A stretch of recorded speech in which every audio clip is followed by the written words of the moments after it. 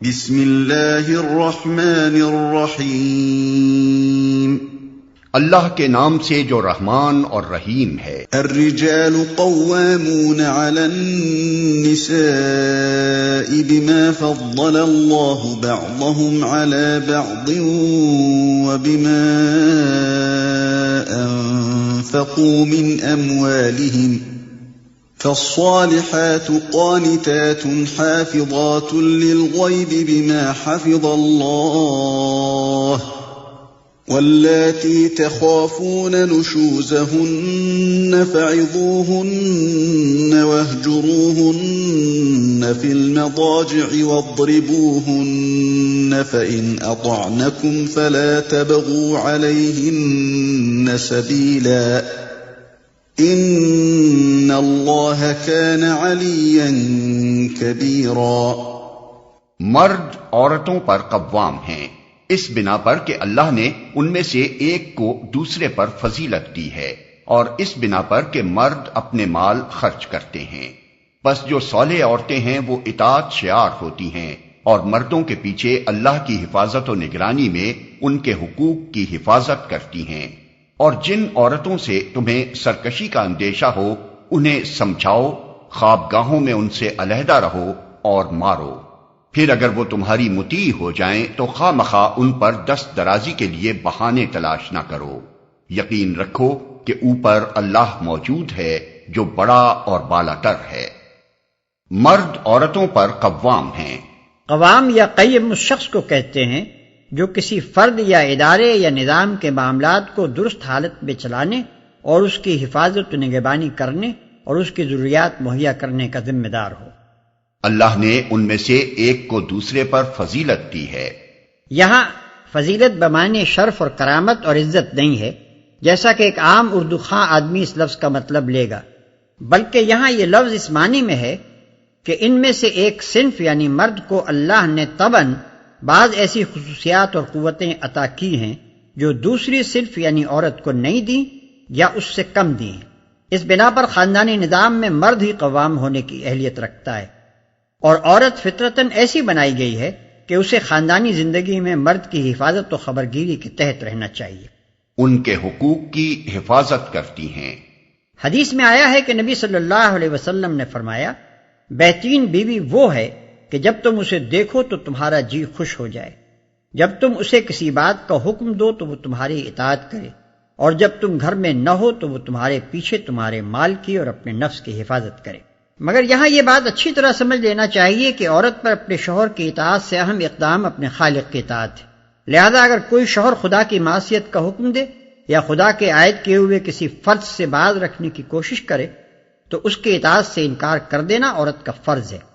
اس صورت میں اگر وہ اس کی اطاعت کرے گی تو گناہگار ہوگی، بخلاف اس کے اگر شوہر اپنی بیوی کو نفل نماز یا نفل روزہ ترک کرنے کے لیے کہے تو لازم ہے کہ وہ اس کی اطاعت کرے۔ اس صورت میں اگر وہ نوافل ادا کرے گی تو مقبول نہ ہوں گے۔ خوابگاہوں میں ان سے علیحدہ رہو اور مارو۔ یہ مطلب نہیں ہے کہ تینوں کام بیک وقت کر ڈالے جائیں، بلکہ مطلب یہ ہے کہ نشوز کی حالت میں ان تینوں تدبیروں کی اجازت ہے۔ اب رہا ان پر عمل درآمد، تو بہرحال اس میں قصور اور سزا کے درمیان تناسب ہونا چاہیے، اور جہاں ہلکی تدبیر سے اصلاح ہو سکتی ہو وہاں سخت تدبیر سے کام نہ لینا چاہیے۔ نبی صلی اللہ علیہ وسلم نے بیویوں کے مارنے کی جب کبھی اجازت دی ہے بادل ناخواستہ دی ہے، اور پھر بھی اسے ناپسند ہی فرمایا ہے۔ تاہم بعض عورتیں ایسی ہوتی ہیں جو پٹے بغیر درست ہی نہیں ہوتی۔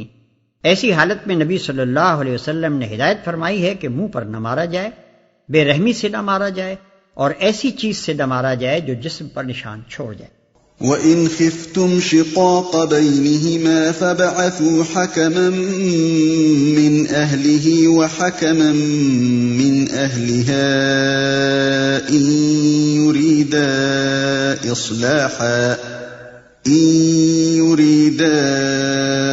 إِصْلَاحًا يُوَفِّقِ اللَّهُ بَيْنَهُمَا ان اللہ کان علیما خبیرا۔ اور اگر تم لوگوں کو کہیں میاں اور بیوی کے تعلقات بگڑ جانے کا اندیشہ ہو تو ایک حکم مرد کے رشتہ داروں میں سے اور ایک عورت کے رشتہ داروں میں سے مقرر کرو، وہ دونوں اصلاح کرنا چاہیں گے تو اللہ ان کے درمیان موافقت کی صورت نکال دے گا۔ اللہ سب کچھ جانتا ہے اور باخبر ہے۔ وہ دونوں اصلاح کرنا چاہیں گے تو اللہ ان کے درمیان موافقت کی صورت نکال دے گا۔ دونوں سے مراد ثالث بھی ہیں اور زوجین بھی۔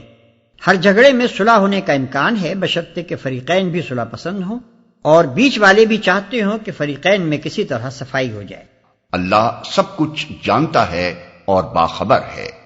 اس آیت میں ہدایت فرمائی گئی ہے کہ جہاں میاں اور بیوی میں ناموافقت ہو جائے وہاں نزاع سے انقطاع تک نوبت پہنچنے یا عدالت میں معاملہ جانے سے پہلے گھر کے گھر ہی میں اصلاح کی کوشش کر لینی چاہیے، اور اس کی تدبیر یہ ہے کہ میاں اور بیوی میں سے ہر ایک کے خاندان کا ایک ایک آدمی اس غرض کے لیے مقرر کیا جائے کہ دونوں مل ملا کر اسباب اختلاف کی تحقیق کریں اور پھر آپس میں سر جوڑ کر بیٹھیں اور تصفیہ کی کوئی صورت نکالیں۔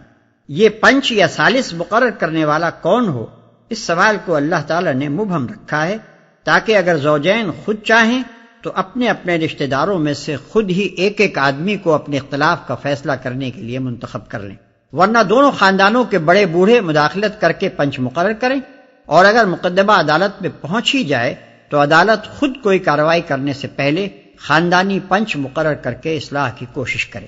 اس امر میں اختلاف ہے کہ ثالثوں کے اختیارات کیا ہیں۔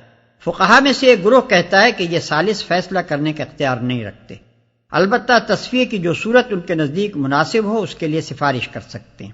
ماننا یا نہ ماننا زوجین کے اختیار میں ہے۔ ہاں اگر زوجین نے ان کو طلاق یا خلا یا کسی اور امر کا فیصلہ کر دینے کے لیے اپنا وکیل بنایا ہو تو البتہ ان کا فیصلہ تسلیم کرنا زوجین کے لیے واجب ہوگا۔ یہ حنفی اور شافعی علماء کا مسلک ہے۔ دوسرے گروہ کے نزدیک دونوں پنچوں کو موافقت کا فیصلہ کرنے کا اختیار ہے، مگر علیحدگی کا فیصلہ وہ نہیں کر سکتے۔ یہ حسن بصری اور قتادہ اور بعض دوسرے فقہا کا قول ہے۔ ایک اور گروہ اس بات کا قائل ہے کہ ان پنچوں کو ملانے اور جدا کر دینے کے پورے اختیارات ہیں۔ ابن عباس رضی اللہ عنہ، سعید بن جبیر، ابراہیم نخعی، شعبی، محمد بن سیرین اور بعض دوسرے حضرات نے یہی رائے اختیار کی۔ حضرت عثمان رضی اللہ عنہ اور حضرت علی رضی اللہ عنہ کے فیصلوں کی جو نظیریں ہم تک پہنچی ہیں ان سے معلوم ہوتا ہے کہ یہ دونوں حضرات پنچ مقرر کرتے ہوئے عدالت کی طرف سے ان کو حاکمانہ اختیارات دے دیتے تھے۔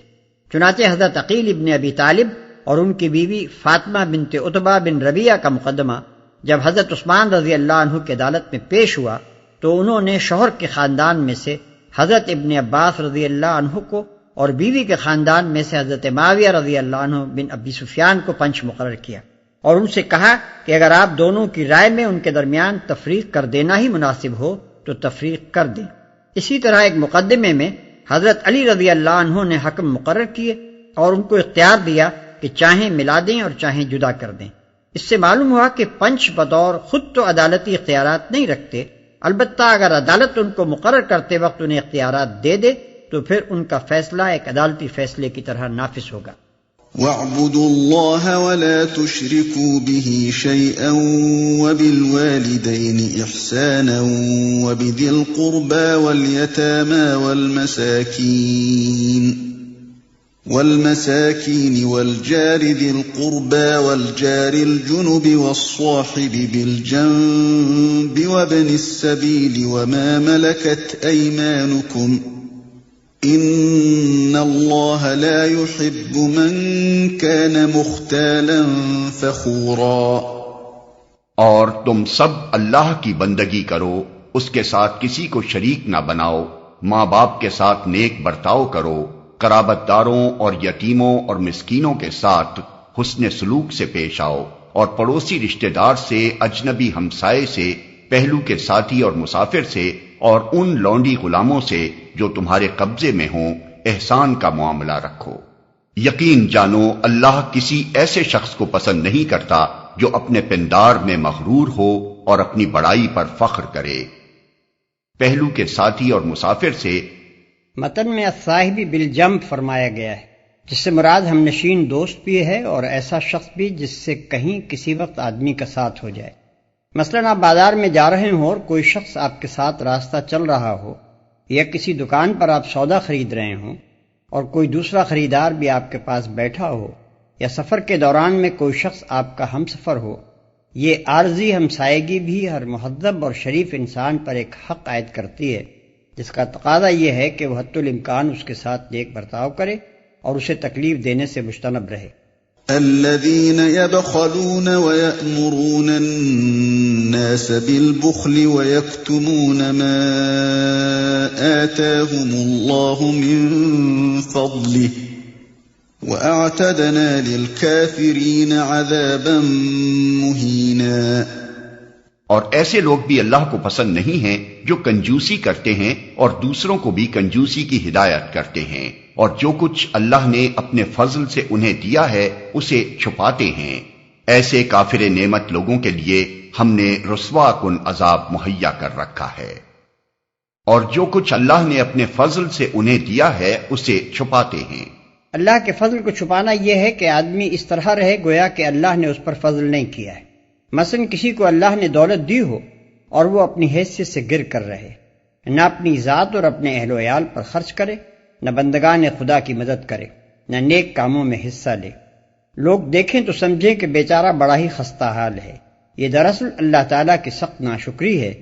حدیث میں آیا ہے کہ نبی کریم صلی اللہ علیہ وسلم نے فرمایا، اللہ جب کسی بندے کو نعمت دیتا ہے تو وہ پسند کرتا ہے کہ اس نعمت کا اثر بندے پر ظاہر ہو، یعنی اس کے کھانے پینے، رہنے سہنے، لباس اور مسکن اور اس کی داد و دہش، ہر چیز سے اللہ کی دی ہوئی اس نعمت کا اظہار ہوتا رہے۔ والذین ينفقون اموالهم رئاء الناس ولا يؤمنون بالله ولا باليوم الآخر ومن يكن الشيطان له قرينا فساء قرينا۔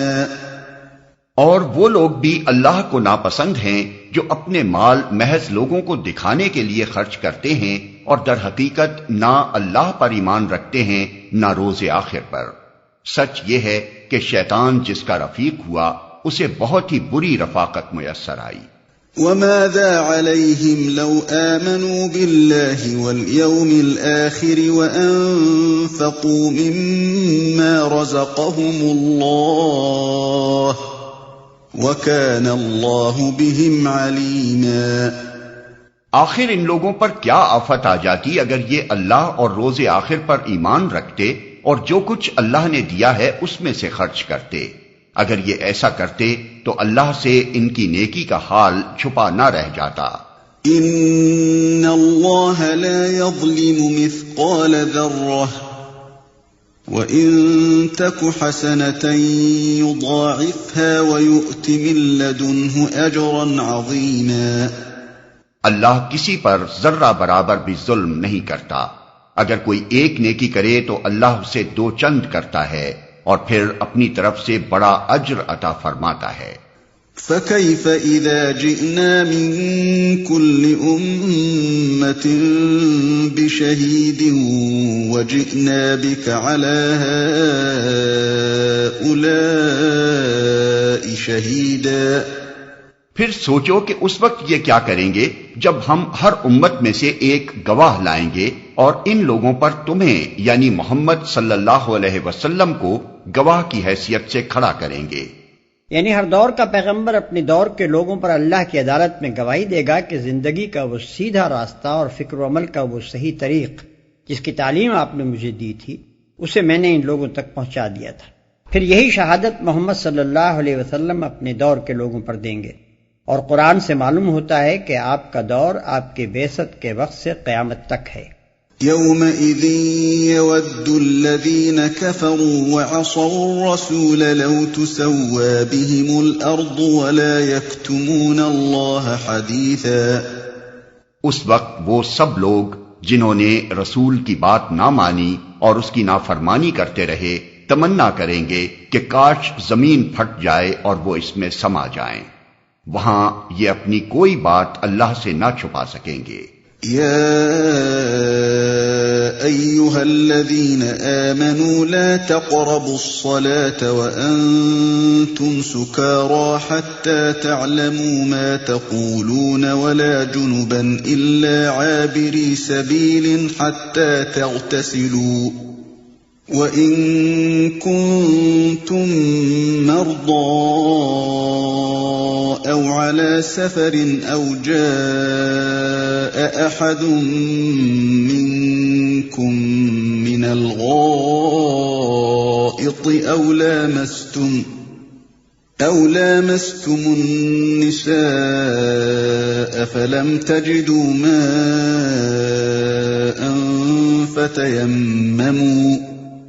فتيمموا صعيدا طيبا فامسحوا بوجوهكم وأيديكم إن الله كان عفوا غفورا۔ اے لوگو جو ایمان لائے ہو، جب تم نشے کی حالت میں ہو تو نماز کے قریب نہ جاؤ۔ نماز اس وقت پڑھنی چاہیے جب تم جانو کہ کیا کہہ رہے ہو، اور اسی طرح جنابت کی حالت میں بھی نماز کے قریب نہ جاؤ جب تک کہ غسل نہ کر لو، الا یہ کہ راستے سے گزرتے ہو۔ اور اگر کبھی ایسا ہو کہ تم بیمار ہو یا سفر میں ہو، یا تم میں سے کوئی شخص رفع حاجت کر کے آئے، یا تم نے عورتوں سے لمس کیا ہو اور پھر پانی نہ ملے، تو پاک مٹی سے کام لو اور اس سے اپنے چہروں اور ہاتھوں پر مسح کر لو۔ بے شک اللہ نرمی سے کام لینے والا اور بخشش فرمانے والا ہے۔ جب تم نشے کی حالت میں ہو تو نماز کے قریب نہ جاؤ۔ یہ شراب کے متعلق دوسرا حکم ہے۔ پہلا حکم وہ تھا جو سورہ بقرہ آیت 219 میں گزرا۔ اس میں صرف یہ ظاہر کر کے چھوڑ دیا گیا تھا کہ شراب بری چیز ہے، اللہ کو پسند نہیں۔ چنانچہ مسلمانوں سے ایک گروہ اس کے بعد ہی شراب سے پرہیز کرنے لگا تھا، مگر بہت سے لوگ اسے بدستور استعمال کرتے رہے، حتیٰ کہ بسا اوقات نشے کی حالت ہی میں نماز پڑھنے کھڑے ہو جاتے تھے اور کچھ کا کچھ پڑھ جاتے تھے۔ غالباً 4 ہجری کی ابتدا میں یہ دوسرا حکم آیا اور نشے میں نماز پڑھنے کی ممانعت کر دی گئی۔ اس کا اثر یہ ہوا کہ لوگوں نے اپنے شراب پینے کے اوقات بدل دیے اور ایسے اوقات میں شراب پینی چھوڑ دی جن میں یہ اندیشہ ہوتا کہ کہیں نشے ہی کی حالت میں نماز کا وقت نہ آ جائے۔ اس کے کچھ مدت بعد شراب کی قطعی حرمت کا وہ حکم آیا جو سورہ مائدہ آیت 90 اور 91 میں ہے۔ یہاں یہ بات بھی ذہن نشین کر لینی چاہیے کہ آیت میں سکر یعنی نشہ کا لفظ ہے، اس لیے یہ حکم صرف شراب کے لیے خاص نہ تھا بلکہ ہر نشہ آور چیز کے لیے عام تھا، اور اب بھی اس کا حکم باقی ہے۔ اگرچہ نشہ آور اشیاء کا استعمال بجائے خود حرام ہے، لیکن نشے کی حالت میں نماز پڑھنا دوہرا اور عظیم تر گناہ ہے۔ نماز اس وقت پڑھنی چاہیے جب تم جانو کہ کیا کہہ رہے ہو۔ اسی بنا پر نبی صلی اللہ علیہ وسلم نے ہدایت فرمائی ہے کہ جب کسی شخص پر نیند کا غلبہ ہو رہا ہو اور وہ نماز پڑھنے میں بار بار اونگ جاتا ہو تو اسے نماز چھوڑ کر سو جانا چاہیے۔ بعض لوگ اس آیت سے یہ استدلال کرتے ہیں کہ جو شخص نماز کی عربی عبارات کا مطلب نہیں سمجھتا اس کی نماز نہیں ہوتی، لیکن علاوہ اس کے کہ یہ ایک بیجا تشدد ہے، خود قرآن کے الفاظ بھی اس کا ساتھ نہیں دیتے۔ قرآن میں حتیٰ تفقہوا یا حتیٰ تفہموا ما تقولون نہیں فرمایا ہے، بلکہ حتیٰ تعلموا ما تقولون فرمایا ہے، یعنی نماز میں آدمی کو اتنا ہوش رہنا چاہیے کہ وہ یہ جانے کہ وہ کیا چیز اپنی زبان سے ادا کر رہا ہے، ایسا نہ ہو کہ وہ کھڑا تو ہو نماز پڑھنے اور شروع کر دے کوئی غزل۔ اسی طرح جنابت کی حالت میں بھی نماز کے قریب نہ جاؤ۔ جنابت کے اصل معنی دوری اور بیگانگی کے ہیں، اسی سے لفظ اجنبی نکلا ہے۔ اصطلاحاً شرح میں جنابت سے مراد وہ نجاست ہے جو قضائے شہوت سے یا خواب میں مادہ خارج ہونے سے لاحق ہوتی ہے، کیونکہ اس کی وجہ سے آدمی طہارت سے بیگانہ ہو جاتا ہے، الا یہ کہ راستے سے گزرتے ہو۔ فقہا اور مفسرین میں سے ایک گروہ نے اس آیت کا مفہوم یہ سمجھا ہے کہ جنابت کی حالت میں مسجد میں نہ جانا چاہیے، الا یہ کہ کسی کام کے لیے مسجد میں سے گزرنا ہو۔ اسی رائے کو عبداللہ ابن مسعود، انس ابن مالک رضی اللہ تعالی عنہ، حسن بصری اور ابراہیم نخعی وغیرہ حضرات نے اختیار کیا ہے۔ دوسرا گروہ اس سے سفر مراد لیتا ہے، یعنی اگر آدمی حالت سفر میں ہو اور جنابت لاحق ہو جائے تو تیمم کیا جا سکتا ہے۔ رہا مسجد کا معاملہ تو اس گروہ کی رائے میں جنوبی کے لیے وضو کر کے مسجد میں بیٹھنا جائز ہے۔ یہ رائے حضرت علی رضی اللہ عنہ، ابن عباس رضی اللہ عنہ، سعید بن جبیر اور بعض دوسرے حضرات نے اختیار فرمائی۔ اگرچہ اس امر میں قریب قریب سب کا اتفاق ہے کہ اگر آدمی حالت سفر میں ہو اور جنابت لاحق ہو جائے اور نہانا ممکن نہ ہو تو تیمم کر کے نماز پڑھ سکتا ہے، لیکن پہلا گروہ اس مسئلے کو حدیث سے اخذ کرتا ہے اور دوسرا گروہ اس روایت کی بنیاد قرآن کی مندرجہ بالا آیت پر رکھتا ہے۔ یا تم نے عورتوں سے لمس کیا ہو۔ اس امر میں اختلاف ہے کہ لمس یعنی چھونے سے کیا مراد ہے۔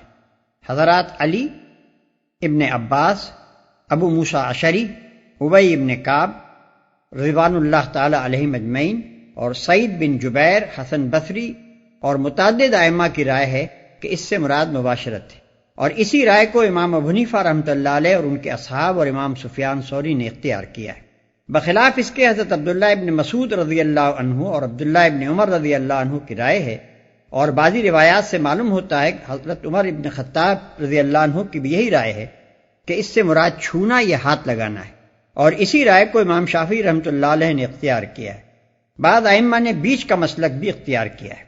مثلا امام مالک رحمۃ اللہ علیہ کی رائے ہے کہ اگر عورت یا مرد ایک دوسرے کو جذبات شہوانی کے ساتھ ہاتھ لگائیں تو ان کا وضو ساقط ہو جائے گا اور نماز کے لیے انہیں نیا وضو کرنا ہوگا، لیکن اگر جذبات شہوانی کے بغیر ایک کا جسم دوسرے سے مس ہو جائے تو اس میں کوئی مذائقہ نہیں۔ اور اس سے اپنے چہروں اور ہاتھوں پر مسح کر لو۔ حکم کی تفصیلی صورت یہ ہے کہ اگر آدمی بے وضو ہے یا اسے غسل کی حاجت ہے اور پانی نہیں ملتا تو تیمم کر کے نماز پڑھ سکتا ہے۔ اگر مریض ہے اور غسل یا وضو کرنے سے اس کو نقصان کا اندیشہ ہے تو پانی موجود ہونے کے باوجود تیمم کی اجازت سے فائدہ اٹھا سکتا ہے۔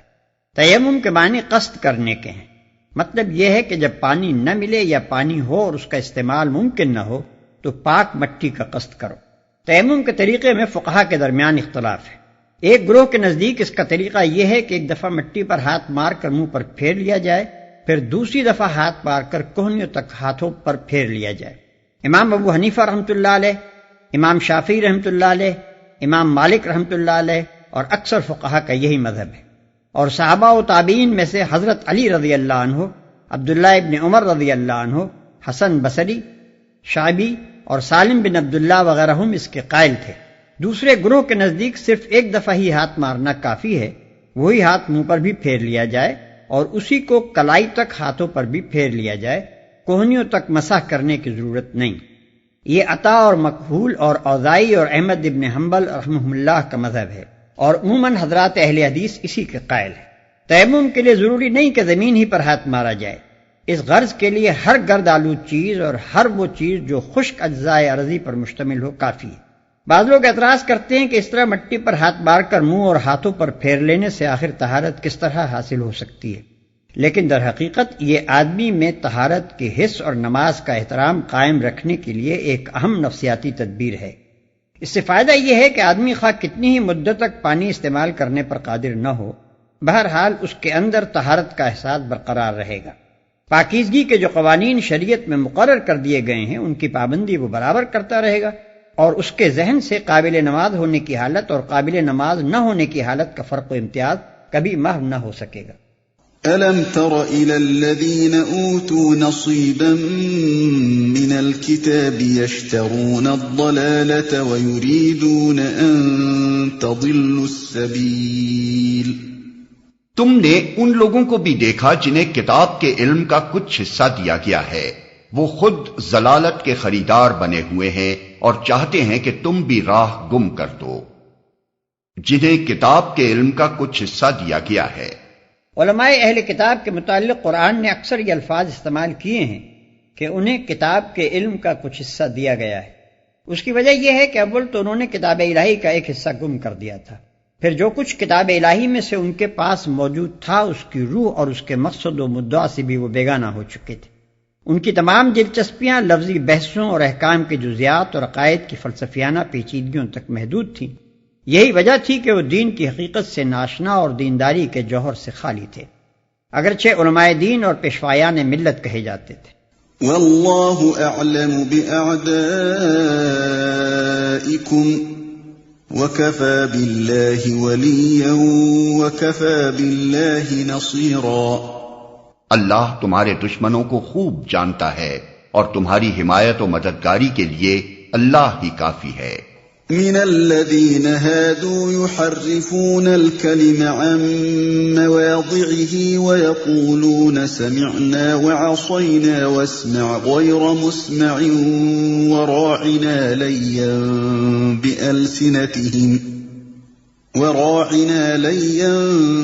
بألسنتهم وطعنا في الدين وَلَوْ أَنَّهُمْ قَالُوا سَمِعْنَا وَأَطَعْنَا وَاسْمَعْ وَانظُرْنَا لَكَانَ خَيْرًا لَّهُمْ وَأَقْوَمَ وَلَكِنْ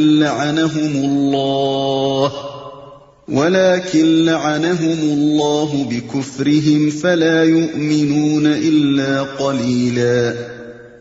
جو لوگ یہودی بن گئے ہیں ان میں کچھ لوگ ہیں جو الفاظ کو ان کے محل سے پھیر دیتے ہیں اور دین حق کے خلاف نیش زنی کرنے کے لیے اپنی زبانوں کو توڑ موڑ کر کہتے ہیں سمعنا و عصینا اور اسما غیر مسمعین اور رائنا، حالانکہ اگر وہ کہتے سمعنا و اطعنا اور اسما اور انظرنا تو یہ انہی کے لیے بہتر تھا اور زیادہ راست بازی کا طریقہ تھا، مگر ان پر تو ان کی باطل پرستی کی بدولت اللہ کی پھٹکار پڑی ہوئی ہے، اس لیے وہ کم ہی ایمان لاتے ہیں۔ جو لوگ یہودی بن گئے ہیں، یہ نہیں فرمایا کہ یہودی ہیں، بلکہ یہ فرمایا کہ یہودی بن گئے ہیں، کیونکہ ابتداً تو وہ بھی مسلمان ہی تھے، جس طرح ہر نبی کی امت اصل میں مسلمان ہوتی ہے، مگر بعد میں وہ صرف یہودی بن کر رہ گئے۔ جو الفاظ کو ان کے محل سے پھیر دیتے ہیں۔ اس کے تین مطلب ہیں، ایک یہ کہ کتاب اللہ کے الفاظ میں رد و بدل کرتے ہیں، دوسرے یہ کہ اپنی تعویلات سے آیات کتاب کے معنی کچھ سے کچھ بنا دیتے ہیں، تیسرے یہ کہ یہ لوگ محمد صلی اللہ علیہ وسلم اور آپ کے پیرووں کی صحبت میں آ کر ان کی باتیں سنتے ہیں اور واپس جا کر لوگوں کے سامنے غلط طریقے سے روایت کرتے ہیں۔ بات کچھ کہی جاتی ہے اور وہ اسے اپنی شرارت سے کچھ کا کچھ بنا کر لوگوں میں مشہور کرتے ہیں تاکہ انہیں بدنام کیا جائے اور ان کے متعلق غلط فہمیاں پھیلا کر لوگوں کو اسلامی جماعت کی طرف آنے سے روکا جائے۔ سمعنا و عصینا، یعنی جب انہیں خدا کے احکام سنائے جاتے ہیں تو زور سے کہتے ہیں سمعنا یعنی ہم نے سن لیا، اور آہستہ سے کہتے ہیں عصینا یعنی ہم نے قبول نہیں کیا، یا اطعنا ہم نے قبول کیا کا تلفظ اس انداز سے زبان کو لچکا دے کر کرتے ہیں کہ عصینا بن جاتا ہے۔ اسما غیر مسمعین، یعنی دوران گفتگو میں جب وہ کوئی بات محمد صلی اللہ علیہ وسلم سے کہنا چاہتے ہیں تو کہتے ہیں اسما یعنی سنیے، اور پھر ساتھ ہی غیر مسمعین بھی کہتے ہیں جو ذو معنی ہے۔ اس کا ایک مطلب یہ ہے کہ آپ ایسے محترم ہیں کہ آپ کو کوئی بات خلاف مرضی نہیں سنائی جا سکتی، دوسرا مطلب یہ ہے کہ تم اس قابل نہیں ہو کہ تمہیں کوئی کچھ سنائے، ایک اور مطلب یہ ہے کہ خدا کرے تم بہرے ہو جاؤ۔ يا أيها الذين أوتوا الكتاب آمنوا بما نزلنا مصدقا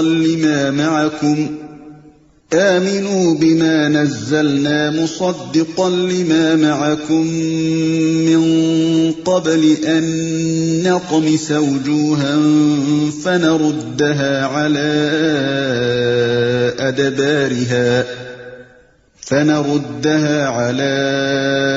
أدبارها أو نلعنهم كما لعنا أصحاب السبت وَكَانَ أَمْرُ اللَّهِ مَفْعُولًا۔ اے وہ لوگو جنہیں کتاب دی گئی تھی، مان لو اس کتاب کو جو ہم نے اب نازل کی ہے اور جو اس کتاب کی تصدیق و تائید کرتی ہے جو تمہارے پاس پہلے سے موجود تھی۔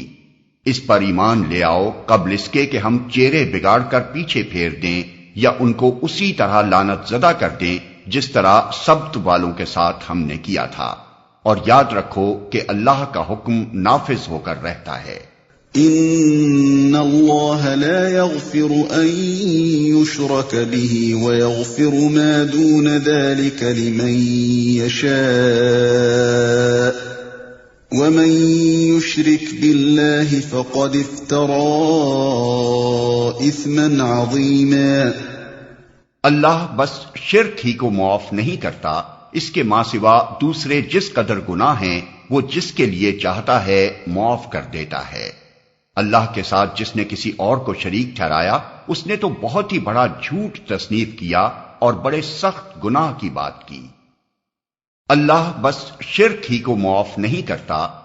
یہ اس لیے فرمایا کہ اہل کتاب اگرچہ انبیاء اور کتب آسمانی کی پیروی کے مدعی تھے مگر شرک میں مبتلا ہو گئے تھے۔ وہ جس کے لیے چاہتا ہے معاف کر دیتا ہے۔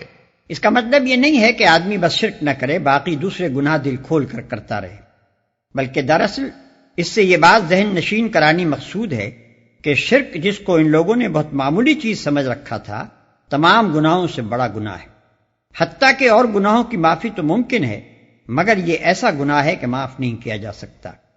علماء یہود شریعت کے چھوٹے چھوٹے احکام کا تو بڑا اہتمام کرتے تھے، بلکہ ان کا سارا وقت ان جزیات کی ناپ تول ہی میں گزرتا تھا جو ان کے فقیہوں نے استنباط در استنباط کر کے نکالے تھے، مگر شرک ان کی نگاہ میں ایسا ہلکا فعل تھا کہ نہ خود اس سے بچنے کی فکر کرتے تھے نہ اپنی قوم کو مشرکانہ خیالات اور اعمال سے بچانے کی کوشش کرتے تھے، اور نہ مشرکین کی دوستی اور حمایت ہی میں انہیں کوئی مذائقہ نظر آتا تھا۔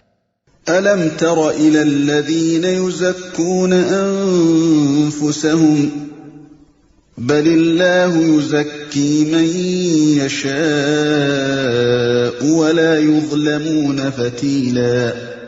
تم نے ان لوگوں کو بھی دیکھا جو بہت اپنی پاکیزگی نفس کا دم بھرتے ہیں، حالانکہ پاکیزگی تو اللہ ہی جسے چاہتا ہے عطا کرتا ہے، اور انہیں جو پاکیزگی نہیں ملتی تو در حقیقت ان پر ذرہ برابر بھی ظلم نہیں کیا جاتا۔ انظر كيف يفترون على الله الكذب وكفى به إثما مبينا۔ دیکھو تو صحیح، یہ اللہ پر بھی جھوٹے افطرا گھڑنے سے نہیں چوکتے، اور ان کے سریحاً گناہگار ہونے کے لیے یہی ایک گناہ کافی ہے۔ أَلَمْ تَرَ إِلَى الَّذِينَ أُوتُوا نَصِيبًا مِنَ الْكِتَابِ يُؤْمِنُونَ بِالْجِبْتِ وَالطَّاغُوتِ وَيَقُولُونَ لِلَّذِينَ كَفَرُوا هَؤُلَاءِ أَهْدَىٰ مِنَ الَّذِينَ آمَنُوا سَبِيلًا۔ کیا تم نے ان لوگوں کو نہیں دیکھا جنہیں کتاب کے علم میں سے کچھ حصہ دیا گیا ہے، اور ان کا حال یہ ہے کہ جبت اور طاغوت کو مانتے ہیں، اور کافروں کے متعلق کہتے ہیں کہ ایمان لانے والوں سے تو یہی زیادہ صحیح راستے پر ہیں۔ جبت کے اصل معنی بے حقیقت، بے اصل اور بے فائدہ چیز کے ہیں۔ اسلام کی زبان میں جادو، کہانت، جوتش، فالگیری، ٹونے ٹوٹکے، شگون اور مہورت اور تمام دوسری وہمی و خیالی باتوں کو جبت سے تعبیر کیا گیا ہے۔ چنانچہ حدیث میں آتا ہے جانوروں کی آواز سے فال لینا، زمین پر جانوروں کے نشانات قدم سے شگون نکالنا اور فال گیری کے دوسرے طریقے سب جبت کے قبیل سے ہیں۔ پس جبت کا مفہوم وہی ہے جسے ہم اردو زبان میں اوہام کہتے ہیں اور جس کے لیے انگریزی میں سپرسٹیشن کا لفظ استعمال کیا جاتا ہے۔ ایمان لانے والوں سے تو یہی زیادہ صحیح راستے پر ہیں۔ علماء یہود کی ہٹ درمی یہاں تک پہنچ گئی تھی کہ جو لوگ محمد صلی اللہ علیہ وسلم پر ایمان لائے تھے ان کو وہ مشرکین عرب کی بنسبت زیادہ گمراہ قرار دیتے تھے اور کہتے تھے کہ ان سے تو یہ مشرکین ہی زیادہ راہ راست پر ہیں، حالانکہ وہ صریح طور پر دیکھ رہے تھے کہ ایک طرف خالص توحید ہے جس میں شرک کا شائبہ تک نہیں، اور دوسری طرف صریح بت پرستی ہے جس کی مذمت سے ساری بائبل بھری پڑی ہے۔ أولئك الذين لعنهم الله ومن يلعن الله فلن تجد له نصيرا۔ ایسے ہی لوگ ہیں جن پر اللہ نے لعنت کی ہے، اور جس پر اللہ لعنت کر دے پھر تم اس کا کوئی مددگار نہیں پاؤ گے۔ أَمْ لَهُمْ نَصِيبٌ مِّنَ الْمُلْكِ فَإِذًا لَا يُؤْتُونَ النَّاسَ نَقِيرًا۔ کیا حکومت میں ان کا کوئی حصہ ہے؟ اگر ایسا ہوتا تو یہ دوسروں کو ایک پھوٹی کوڑی تک نہ دیتے۔ یعنی کیا خدا کی حکومت کا کوئی حصہ ان کے قبضے میں ہے کہ یہ فیصلہ کرنے چلے ہیں کہ کون برسر ہدایت ہے اور کون نہیں ہے؟ اگر ایسا ہوتا تو ان کے ہاتھوں دوسروں کو ایک پھوٹی کوڑی بھی نصیب نہ ہوتی، کیونکہ ان کے دل تو اتنے چھوٹے ہیں کہ ان سے حق کا اعتراف تک نہیں ہو سکتا۔ دوسرا مطلب یہ بھی ہو سکتا ہے کہ کیا ان کے پاس کسی ملک کی حکومت ہے کہ اس میں دوسرے لوگ حصہ بٹانا چاہتے ہیں اور یہ انہیں اس میں سے کچھ نہیں دینا چاہتے؟ یہاں تو محض اعتراف حق کا سوال درپیش ہے اور اس میں بھی یہ بخل سے کام لے رہے ہیں۔ أَمْ يَحْسُدُونَ النَّاسَ عَلَى مَا آتَاهُمُ اللَّهُ مِنْ فَضْلِهِ فَقَدْ آتَيْنَا آلَ إِبْرَاهِيمَ الْكِتَابَ وَالْحِكْمَةَ وَآتَيْنَاهُمْ مُلْكًا عَظِيمًا۔ پھر کیا یہ دوسروں سے اس لیے حسد کرتے ہیں کہ اللہ نے انہیں اپنے فضل سے نواز دیا۔ اگر یہ بات ہے تو انہیں معلوم ہو کہ ہم نے تو ابراہیم کی اولاد کو کتاب اور حکمت عطا کی اور ملک عظیم بخش دیا۔ اللہ نے انہیں اپنے فضل سے نواز دیا، یعنی یہ اپنی نااہلی کے باوجود اللہ کے جس فضل اور جس انعام کی آس خود لگائے بیٹھے تھے، اس سے جب دوسرے لوگ سرفراز کر دیے گئے اور عرب کے امیوں میں ایک عظیم الشان نبی کے ظہور سے وہ روحانی و اخلاقی و ذہنی و عملی زندگی پیدا ہو گئی جس کا لازمی نتیجہ عروج و سربلندی ہے، تو اب یہ اس پر حسد کر رہے ہیں اور یہ باتیں اسی حسد کے بنا پر ان کے منہ سے نکل رہی۔ ملک عظیم بخش دیا، ملک عظیم سے مراد دنیا کی امامت و رہنمائی اور اقوام عالم پر قائدانہ اقتدار ہے، جو کتاب اللہ کا علم پانے اور اس علم و حکمت کے مطابق عمل کرنے سے لازماً حاصل ہوتا ہے۔ فَمِنْهُمْ مَنْ آمَنَ بِهِ وَمِنْهُمْ مَنْ صَدَّ عَنْهُ وَكَفَى بِجَهَنَّمَ سَعِيرًا، مگر ان میں سے کوئی اس پر ایمان لایا اور کوئی اس سے منہ موڑ گیا، اور منہ موڑنے والوں کے لیے تو بس جہنم کی بھڑکتی ہوئی آگ ہی کافی ہے، اور کوئی اس سے منہ موڑ گیا۔ یاد رہے کہ یہاں جواب بنی اسرائیل کی حاسدانہ باتوں کا دیا جا رہا ہے۔ اس جواب کا مطلب یہ ہے کہ تم لوگ آخر جلتے کس بات پر ہو؟ تم بھی ابراہیم کی اولاد ہو اور یہ بنی اسماعیل بھی ابراہیم ہی کی اولاد ہیں۔ ابراہیم سے دنیا کی امامت کا جو وعدہ ہم نے کیا تھا وہ آل ابراہیم میں سے صرف ان لوگوں کے لیے تھا جو ہماری بھیجی ہوئی کتاب اور حکمت کی پیروی کریں۔ یہ کتاب اور حکمت پہلے ہم نے تمہارے پاس بھیجی تھی، مگر تمہاری اپنی نالائقی تھی کہ تم اس سے منہ موڑ گئے۔ اب وہی چیز ہم نے بنی اسماعیل کو دی ہے اور یہ ان کی خوش نصیبی ہے کہ وہ اس پر ایمان لے آئے ہیں۔ ان الذين كفروا بآياتنا سوف نصليهم نارا كلما نضجت جلودهم بدلناهم جلودا غيرها ليذوقوا العذاب ان اللہ کان عزیزا حکیما۔ جن لوگوں نے ہماری آیات کو ماننے سے انکار کر دیا ہے انہیں بالیقین ہم آگ میں جھونکیں گے، اور جب ان کے بدن کی کھال گل جائے گی تو اس کی جگہ دوسری کھال پیدا کر دیں گے تاکہ وہ خوب عذاب کا مزہ چکھیں۔ اللہ بڑی قدرت رکھتا ہے اور اپنے فیصلوں کو عمل میں لانے کی حکمت خوب جانتا ہے۔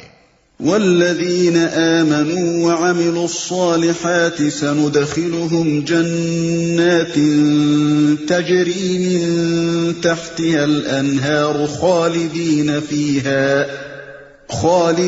فیہا ابدا لهم فیہا ازواج مطہرۃ وندخلهم ظلا ظلیلا۔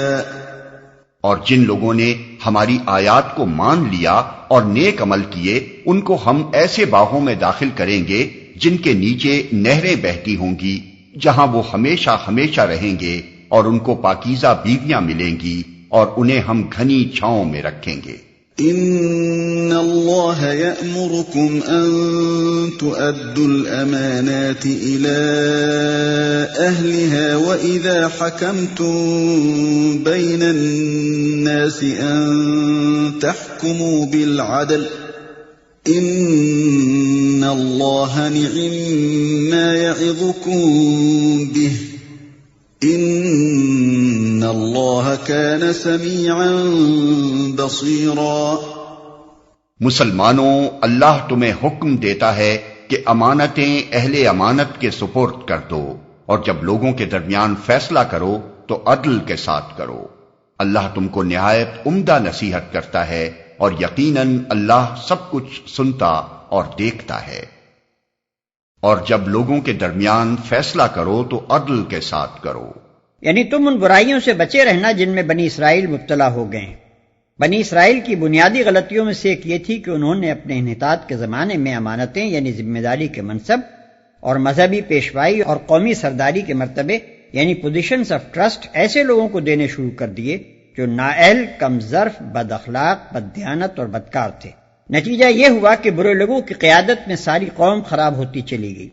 مسلمانوں کو ہدایت کی جا رہی ہے کہ تم ایسا نہ کرنا بلکہ امانتیں ان لوگوں کے سپرد کرنا جو ان کے اہل ہوں، یعنی جن میں بار امانت اٹھانے کی صلاحیت ہو۔ بنی اسرائیل کی دوسری بڑی کمزوری یہ تھی کہ وہ انصاف کی روح سے خالی ہو گئے۔ وہ شخصی اور قومی اغراض کے لیے بے تکلف ایمان نگل جاتے تھے، صریح ہٹ دھرمی برت جاتے تھے، انصاف کے گلے پر چھری پھیرنے میں انہیں ذرا تامل نہ ہوتا تھا۔ ان کی بے انصافی کا تلخ ترین تجربہ اس زمانے میں خود مسلمانوں کو ہو رہا تھا۔ ایک طرف ان کے سامنے محمد رسول اللہ صلی اللہ علیہ وسلم اور ان پر ایمان لانے والوں کی پاکیزہ زندگیاں تھیں، دوسری طرف وہ لوگ تھے جو بتوں کو پوج رہے تھے، بیٹیوں کو زندہ گاڑتے تھے، سوتیلی ماؤں تک سے نکاح کر لیتے تھے اور کعبے کے گرد مادرزاد ننگے ہو کر طواف کرتے تھے۔ یہ نام نہاد اہل کتاب ان میں سے دوسرے گروہ کو پہلے گروہ پر ترجیح دیتے تھے، اور ان کو یہ کہتے ہوئے ذرا شرم نہ آتی تھی کہ پہلے گروہ کے مقابلے میں یہ دوسرا گروہ زیادہ صحیح راستے پر ہے۔ اللہ تعالیٰ ان کی اس بے انصافی پر تنبیہ کرنے کے بعد اب مسلمانوں کو ہدایت کرتا ہے کہ تم کہیں ایسے بے انصاف نہ بن جانا، خواہ کسی سے دوستی ہو یا دشمنی، بہرحال بات جب کہو انصاف کی کہو، اور فیصلہ جب کرو عدل کے ساتھ کرو۔ يا أيها الذين آمنوا أطيعوا الله وأطيعوا الرسول وأولي الأمر منكم فإن تنازعتم في شيء فردوه إلى الله والرسول إن كنتم تؤمنون بالله واليوم الآخر ذلك خير وأحسن تأويلا۔ اے لوگو جو ایمان لائے ہو، اطاعت کرو اللہ کی اور اطاعت کرو رسول کی اور ان لوگوں کی جو تم میں سے صاحب امر ہوں۔ پھر اگر تمہارے درمیان کسی معاملے میں نزاع ہو جائے تو اسے اللہ اور رسول کی طرف پھیر دو، اگر تم واقعی اللہ اور روز آخر پر ایمان رکھتے ہو۔ یہی ایک صحیح طریقہ کار ہے اور انجام کے اعتبار سے بھی بہتر ہے۔ پھر اگر تمہارے درمیان کسی معاملے میں نزاع ہو جائے تو اسے اللہ اور رسول کی طرف پھیر دو۔ یہ آیت اسلام کے پورے مذہبی، تمدنی اور سیاسی نظام کی بنیاد اور اسلامی ریاست کے دستور کی اولین دفعہ ہے۔ اس میں حسب ذیل اصول مستقل طور پر قائم کر دیے گئے ہیں۔ ایک، اسلامی نظام میں اصل مطاع اللہ تعالیٰ ہے۔ ایک مسلمان سب سے پہلے بندہ خدا ہے، باقی جو کچھ بھی ہے اس کے بعد ہے۔ مسلمان کی انفرادی زندگی اور مسلمانوں کے اجتماعی نظام دونوں کا مرکز و محور خدا کی فرما برداری اور وفاداری ہے۔ دوسری اطاعتیں اور وفاداریاں صرف اس صورت میں قبول کی جائیں گی کہ وہ خدا کی اطاعت اور وفاداری کے مد مقابل نہ ہوں، بلکہ اس کے تحت اور اس کی تابع ہوں، ورنہ ہر وہ حلقہ اطاعت توڑ کر پھینک دیا جائے گا جو اس اصلی اور بنیادی اطاعت کا حریف ہو۔ یہی بات ہے جسے نبی صلی اللہ علیہ وسلم نے ان الفاظ میں بیان فرمایا ہے کہ لا طاعت لمخلوق فی معصیۃ الخالق، یعنی خالق کی نافرمانی میں کسی مخلوق کے لیے کوئی اطاعت نہیں ہے۔ دو، اسلامی نظام کی دوسری بنیاد رسول کی اطاعت ہے۔ یہ کوئی مستقل بذات اطاعت نہیں ہے، بلکہ اطاعت خدا کی واحد عملی صورت ہے۔ رسول اس لیے مطاع ہے کہ وہی ایک مستند ذریعہ ہے جس سے ہم تک خدا کے احکام اور فرامین پہنچتے ہیں۔ ہم خدا کی اطاعت صرف اسی طریقے سے کر سکتے ہیں کہ رسول کی اطاعت کریں۔ کوئی اطاعت خدا رسول کی سند کے بغیر معتبر نہیں ہے، اور رسول کی پیروی سے منہ موڑنا خدا کے خلاف بغاوت ہے۔ اسی مضمون کو یہ حدیث واضح کرتی ہے کہ من اطاعنی فقد اطاع اللہ ومن عصانی فقد عصی اللہ۔ ترجمہ یہ ہے، جس نے میری اطاعت کی اس نے خدا کی اطاعت کی، اور جس نے میری نافرمانی کی اس نے خدا کی نافرمانی کی۔ اور یہی بات خود قرآن میں پوری وضاحت کے ساتھ آگے آ رہی ہے۔ تین، مذکورہ بالا دونوں اطاعتوں کے بعد ان کے ماتحت تیسری اطاعت جو اسلامی نظام میں مسلمانوں پر واجب ہے، وہ ان اولو الامر کی اطاعت ہے جو خود مسلمانوں میں سے ہوں۔ اولو الامر کے مفہوم میں وہ سب لوگ شامل ہیں جو مسلمانوں کے اجتماعی معاملات کے سربراہ کار ہوں، خواہ وہ ذہنی و فکری رہنمائی کرنے والے علماء ہوں، یا سیاسی رہنمائی کرنے والے لیڈر، یا ملکی انتظام کرنے والے حکام، یا عدالتی فیصلے کرنے والے جج، یا تمدنی و معاشرتی امور میں قبیلوں اور بستیوں اور محلوں کی سربراہی کرنے والے شیوخ اور سردار۔ غرض جو جس حیثیت سے بھی مسلمانوں کا صاحب امر ہے وہ اطاعت کا مستحق ہے، اور اس سے نزاع کر کے مسلمانوں کی اجتماعی زندگی میں خلل ڈالنا درست نہیں ہے، بشرطے کہ وہ خود مسلمانوں کے گروہ میں سے ہو اور خدا اور رسول کا مطیع ہو۔ یہ دونوں شرطیں اس اطاعت کے لیے لازمی شرطیں ہیں، اور یہ نہ صرف آیت مذکورہ صدر میں صاف طور پر درج ہیں بلکہ حدیث میں نبی صلی اللہ علیہ وسلم نے ان کو پوری شرح و بسط کے ساتھ بیان فرما دیا ہے، مثلاً حسب ذیل احادیث ملاحظہ۔ ارشاد ہوتا ہے مسلمان کو لازم ہے کہ اپنے اولی الامر کی بات سنے اور مانے، خواہ اسے پسند ہو یا ناپسند، تاوقتے کہ اسے معصیت کا حکم نہ دیا جائے، اور جب اسے معصیت کا حکم دیا جائے تو پھر اسے نہ کچھ سننا چاہیے نہ ماننا چاہیے، بخاری و مسلم۔ آپ نے فرمایا خدا اور رسول کی نافرمانی میں کوئی اطاعت نہیں ہے، اطاعت جو کچھ بھی ہے معروف میں ہے، بخاری و مسلم۔ حضور صلی اللہ علیہ وسلم نے فرمایا تم پر ایسے لوگ بھی حکومت کریں گے جن کی بعض باتوں کو تم معروف پاؤ گے اور بعض کو منکر، تو جس نے ان کے منکرات پر اظہار ناراضی کیا وہ بری الذمہ ہوا، اور جس نے ان کو ناپسند کیا وہ بھی بچ گیا، مگر جو ان پر راضی ہوا اور پیروی کرنے لگا وہ ماخوذ ہوگا۔ صحابہ رضوان اللہ تعالی علیہ مجمعین نے پوچھا پھر جب ایسے حکام کا دور آئے تو کیا ہم ان سے جنگ نہ کریں؟ آپ نے فرمایا نہیں، جب تک کہ وہ نماز پڑھتے رہیں، مسلم کی روایت۔ یعنی ترک نماز وہ علامت ہوگی جس سے صریح طور پر معلوم ہو جائے گا کہ وہ اطاعت خدا اور رسول سے باہر ہو گئے ہیں، اور پھر ان کے خلاف جد و جہد کرنا درست ہوگا۔ حضور صلی اللہ علیہ وسلم نے فرمایا تمہارے بدترین سردار وہ ہیں جو تمہارے لیے مبغوض ہوں اور تم ان کے لیے مبغوض ہو، تم ان پر لعنت کرو اور وہ تم پر لعنت کریں۔ صحابہ کرام نے عرض کیا یا رسول اللہ صلی اللہ علیہ وسلم جب یہ صورت ہو تو کیا ہم ان کے مقابلے پر نہ اٹھیں؟ فرمایا نہیں، جب تک وہ تمہارے درمیان نماز قائم کرتے رہیں، نہیں جب تک وہ تمہارے درمیان نماز قائم کرتے رہیں، مسلم کی روایت۔ اس حدیث میں اوپر والی شرط کو اور زیادہ واضح کر دیا گیا ہے۔ اوپر کی حدیث سے گمان ہو سکتا تھا کہ اگر وہ اپنی انفرادی زندگی میں نماز کے پابند ہوں تو ان کے خلاف بغاوت نہیں کی جا سکتی، لیکن یہ حدیث بتاتی ہے کہ نماز پڑھنے سے مراد دراصل مسلمانوں کی جماعتی زندگی میں نماز کا نظام قائم کرنا ہے۔ یعنی صرف یہی کافی نہیں ہے کہ وہ لوگ خود پابند نماز ہوں، بلکہ ساتھ ہی یہ بھی ضروری ہے کہ ان کے تحت جو نظام حکومت چل رہا ہو وہ کم از کم اقامت صلاۃ کا انتظام کرے۔ یہ اس بات کی علامت ہوگی کہ ان کی حکومت اپنی اصولی نوعیت کے اعتبار سے ایک اسلامی حکومت ہے، ورنہ اگر یہ بھی نہ ہو تو پھر اس کے معنی یہ ہوں گے کہ وہ حکومت اسلام سے منحرف ہو چکی ہے اور اسے الٹ پھینکنے کی صحیح مسلمانوں کے لیے جائز ہو جائے گی۔ اسی بات کو ایک اور روایت میں اس طرح بیان کیا گیا ہے کہ نبی صلی اللہ علیہ وسلم نے ہم سے من جملہ اور باتوں کے ایک اس امر کا بھی عہد لیا کہ ہم اپنے سرداروں اور حکام سے نزاع نہ کریں گے الا یہ کہ ہم ان کے کاموں میں کھلا کھلا کفر دیکھیں جس کی موجودگی میں ان کے خلاف ہمارے پاس خدا کے حضور پیش کرنے کے لیے دلیل موجود ہو، بخاری و مسلم۔ 4، چوتھی بات جو آیت زیر بحث میں ایک مستقل اور قطعی اصول کے طور پر طے کر دی گئی ہے یہ ہے کہ اسلامی نظام میں خدا کا حکم اور رسول کا طریقہ بنیادی قانون اور آخری سند فائنل اتھارٹی کی حیثیت رکھتا ہے۔ مسلمانوں کے درمیان یہ حکومت اور رعایا کے درمیان جس مسئلے میں بھی نزاع واقع ہوگی اس میں فیصلے کے لیے قرآن اور سنت کی طرف رجوع کیا جائے گا، اور جو فیصلہ وہاں سے حاصل ہوگا اس کے سامنے سب سر تسلیم خم کر دیں گے۔